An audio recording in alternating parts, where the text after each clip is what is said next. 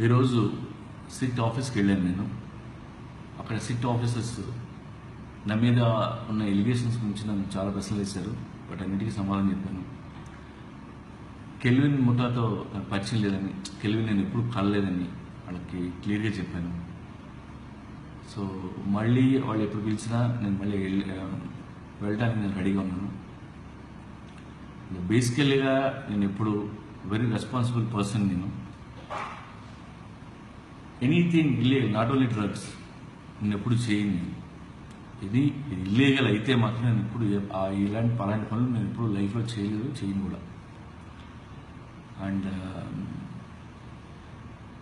ఇవాళ నేను police department గురించి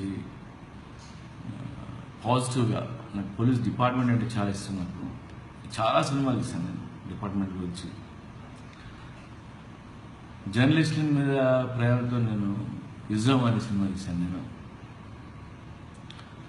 కానీ నాకు చాలా బాధగా ఉంది. వాళ్ళ అన్ని ఛానల్స్లో ఉన్న మీడియా మిత్రులందరూ నాకు నిజంగా ఫ్రెండ్సే. నేను 1-on-1 కలుస్తాం, మేమందరం మాట్లాడుకుంటాం, కాఫీ తాగుతాం. ఎంత ఫ్రెండ్లీగా ఉన్న వీళ్ళు when టైం కమ్స్, లైక్ వాళ్ళు చేసిన ప్రోగ్రామ్స్, వాళ్ళకి తెలిసినా తెలియపోయినా కట్టుకథలు చేసి ఏవో హాఫ్ అన్ అవర్ ప్రోగ్రాలు చేసి నిజంగా చెప్పాలంటే జీవితాలు నాశనం చేశారు.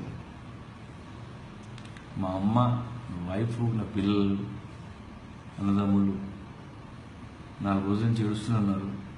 నేనే కాదు, చాలా కుటుంబాలు అందరూ. నాకు నిజంగా మీడియా మీద చాలా బాధగా ఉంది. ఎందుకంటే అందరూ తెలుసు, రేపు మళ్ళీ మనం కలుస్తాం కూడా. బట్ చాలా డిస్టర్బ్ చేశారు.